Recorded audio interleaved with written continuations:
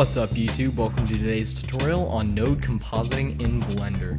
So, first thing you want to do is you want to download these two source images. I have a picture of pipes and I have a picture of smoke. These are going to be our two pretty much sample images we are going to be working with. They will be in a zip, and the link to my website will be down below where you can download them. So first thing you want to do is you want to open up Blender. Okay, and the default area will be here. Now, a lot of you new to Blender and who have probably only watched my Blender tutorial, if you haven't watched that, click around here somewhere. And basically, Blender is more than just modeling software. Yes, you can model, but also if you go up here, yeah, you can animate, and there's some just viewport configurations. But also, there's compositing, which means nodes, which is what we're going to be using today.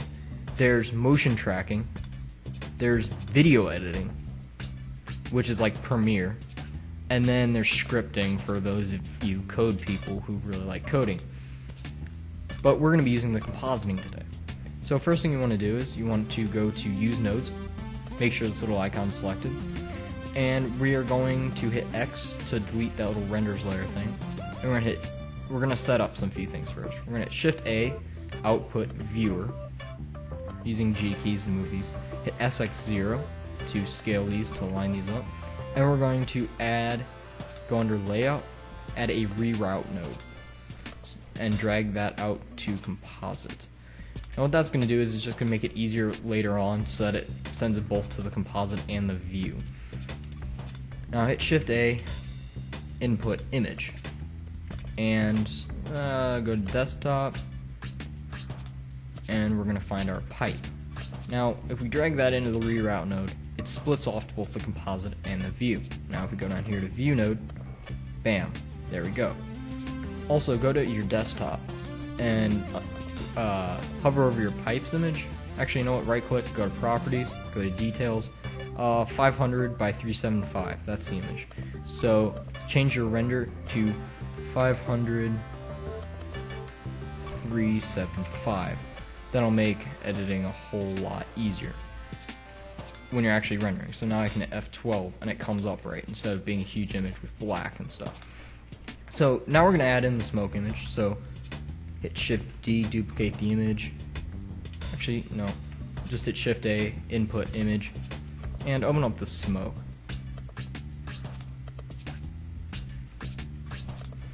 And now what we're going to do is we're going to add a color mix node. And we're going to drag that over until this line turns white, then you're just going to click and it'll automatically configure everything. Now we're going to drag the image output into the bottom image. Now this is really confusing that I found out, is Blender is really weird. If you want an image to be composited on top of the other image, you put it into the bottom slot. I know, it took me a while to figure this out, but it is true. So now change this mix value to screen. And now first thing you'll notice is it's really big, and we do not want this.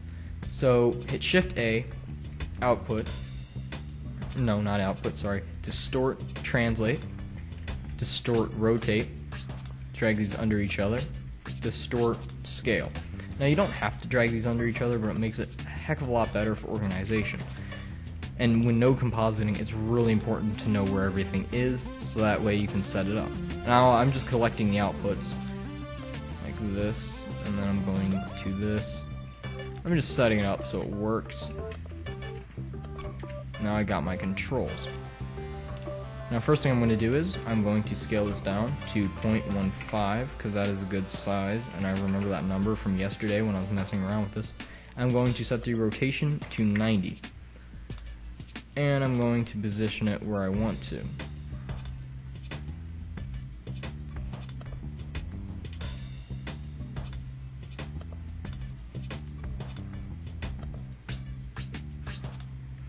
And that's good.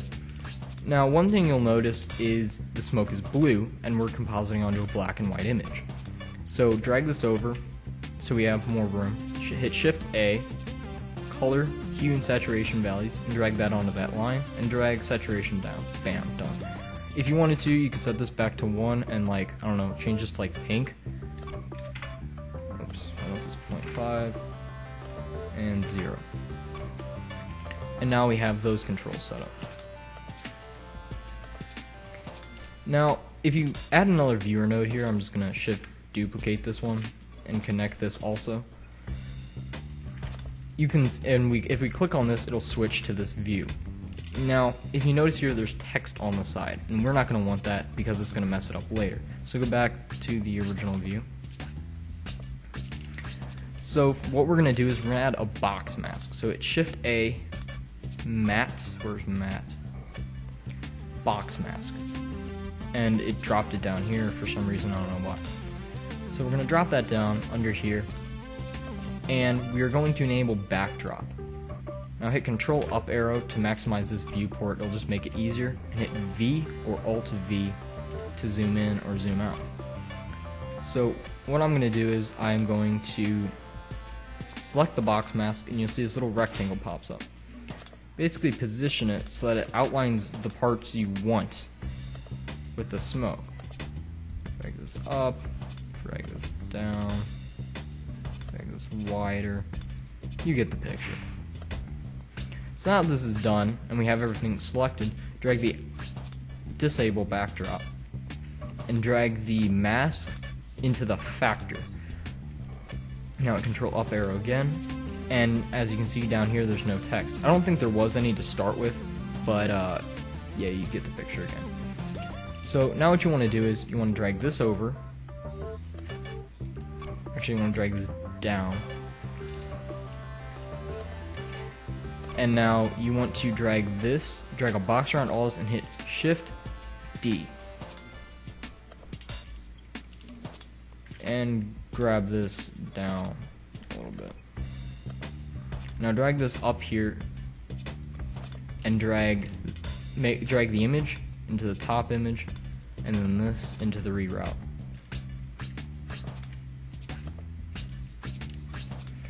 And now you'll see the smoke down here just got thicker. Basically what I'm going to do is I'm going to duplicate the smoke. So I'm going to change the rotation to 180. Actually, first off, I'm going to disable the box mask. So now we have it down here. And I'm going to position this where I want to on the image.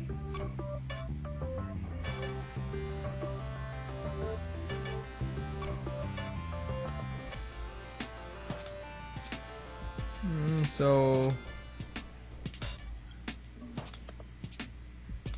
about right here looks good.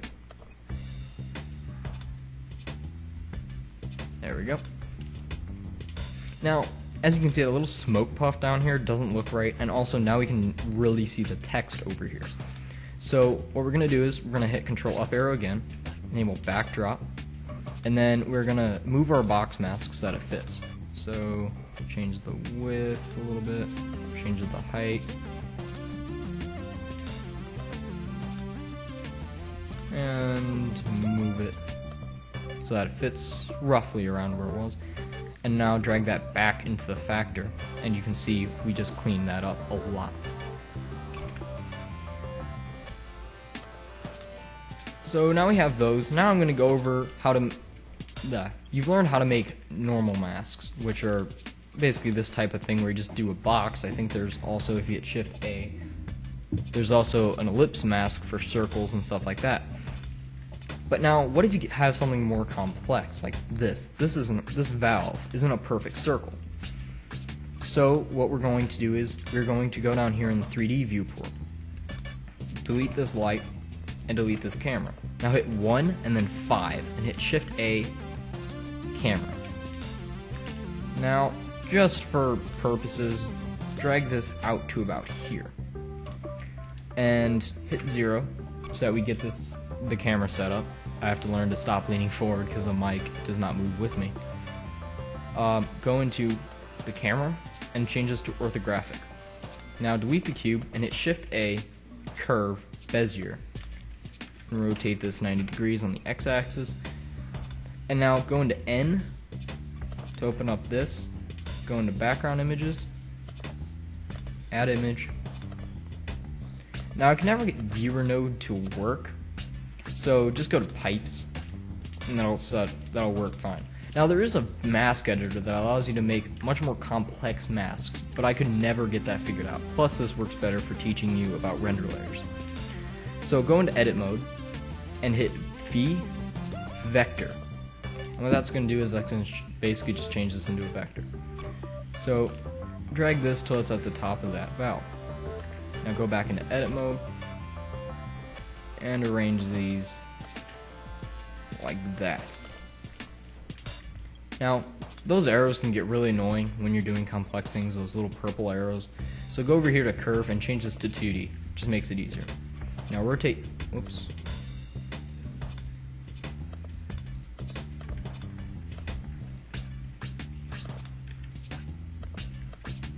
Now drag these out just like you would in Photoshop.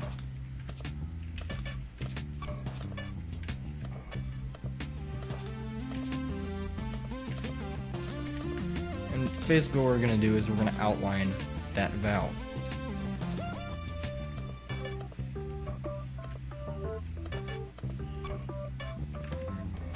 Extrude this, rotate it.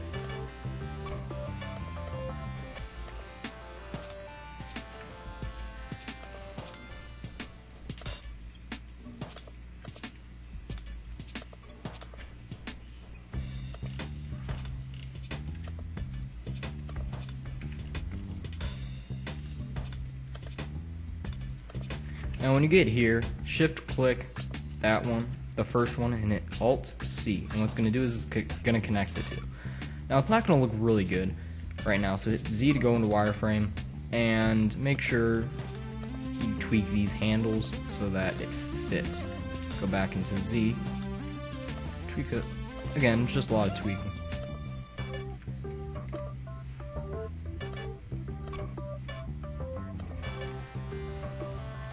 Oh, that's a very rough mask, but it'll do for now. Actually, I'm going to drag this in, I'm going to drag these out. So that way it creates more roundedness. Now hit A, and then Shift D, and then scale this down. So that, and then align these up to the outside of the wheel. It shouldn't take that long since you already messed with all the handles. Now just tweak the handles a little bit so that it fits. And now if you go into Z mode, you can see that you've created hollow in the outside, because that's because you're working with vectors. Now add another bezier curve. Hit RX 90. Vector, grab, and what I'm going to do is I'm going to basically outline this entire inside. So this will take a while. I'm probably going to end up cutting this out, or at least fast forwarding it somehow.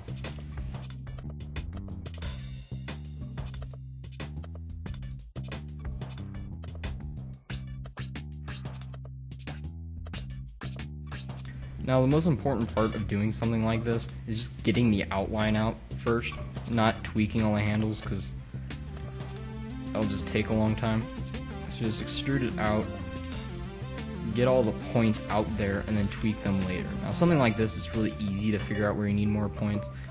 So just do this and then Alt C and change this to 2D again. Now going back into the wireframe mode, and just tweak these handles.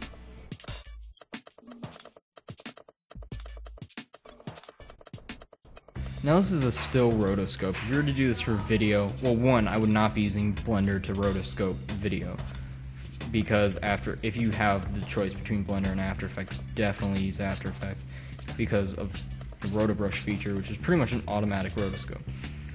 But we have this garbage mask, really, I guess you'd call it, because it's really not good. I know it's technically not a garbage mask, but I'm going to call it a garbage mask because it's horrible. So now you're going to go over to materials and add a new material on either one of these, it doesn't matter. And you're drag the whiteness up all the way and drag the emit, set this to 100. And go here and add the same material, rename it to something like matte. And now we have this white layer. right around the handle. So hit F12. Actually, you know what? I'm going to go to this. I'm going to add 16 and change this to full sample. What? Oh, sorry, forgot. Okay, so hit Shift A, input, render layers. And there we go. Now hit F12, and it should render. Actually, no. Go to, where is it? Change this to full sample again, so that way you get a really smooth matte. This is going to render out 16 samples. And you're not going to see anything changed in our composite image. That is because we haven't implemented this yet. We've just gotten a roto. So hit Shift A. Where is it? No, go to color. Somewhere. It's one of these. Color balance? Yes, color balance.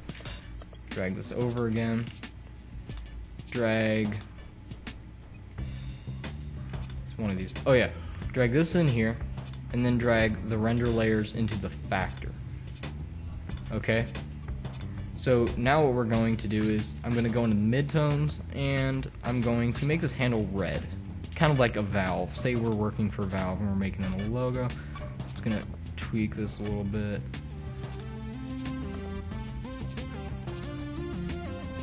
Say I want this to have blue highlights.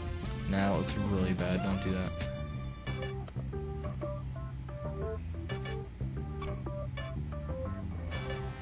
Just make this darker so it looks really cool.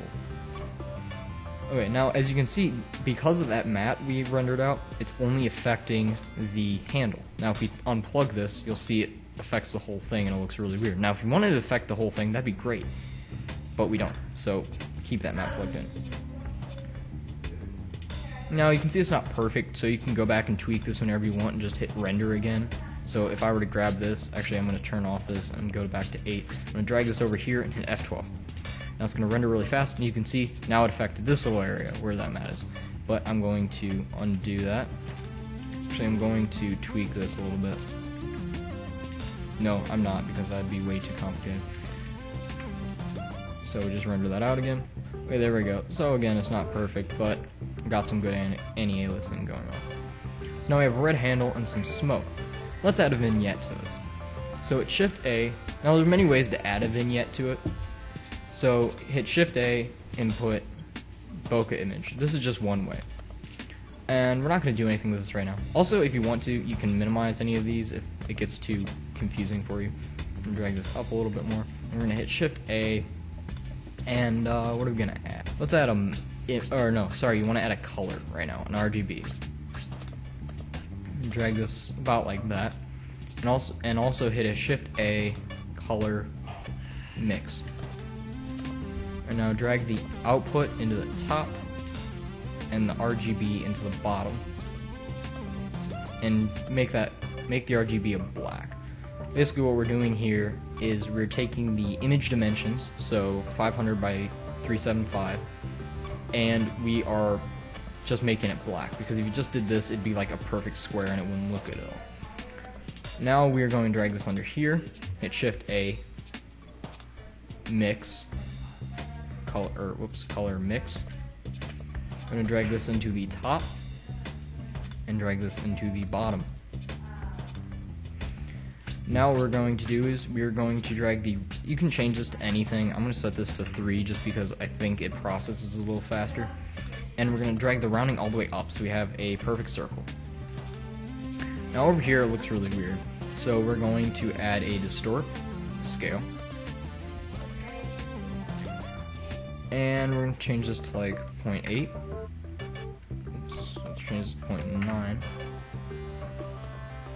0.95. I'm trying to get it as close to the edges without clipping over the edges. So what I'm going to do is I'm going to hit output.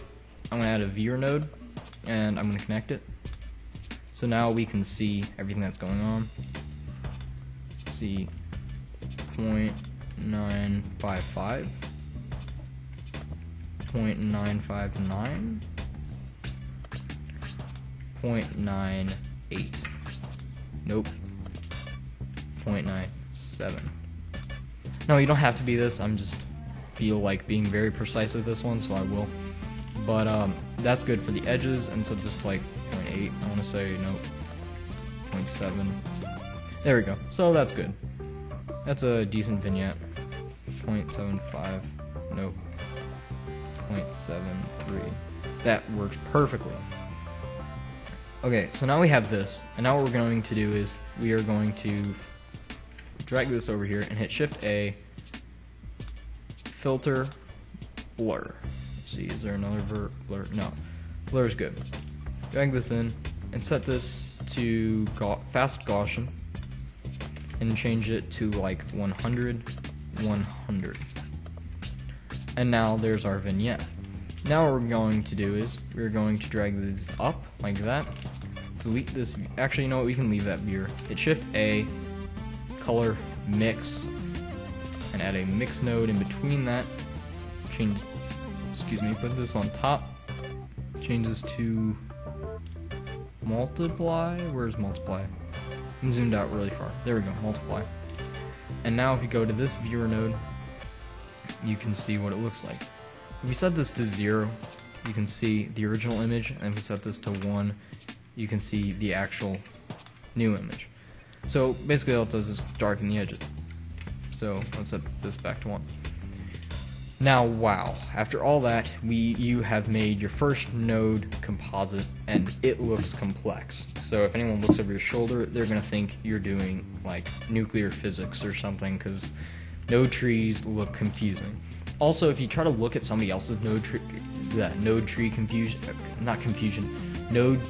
configuration or whatever, you're gonna not be able to follow along because there's multiple inputs. You don't know where the base image is, so it's really important to create your own or have someone explain it to you so you know what's going on. So this is pretty much a junk image. We're not going to use this in any way, shape, or form. But the great reason for using Node Compositing is, instead of Photoshop, is I can go back through all this, and although I could add different layers and stuff, I can go back and I can change the translation of the second one. So I can drag this over a little bit. Actually, that's down. Whoops.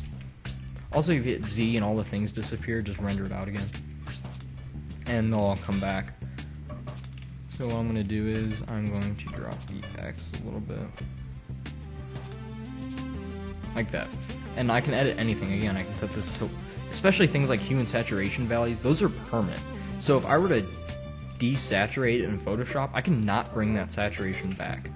I can actually set this to 2 if I want to and make it really blue.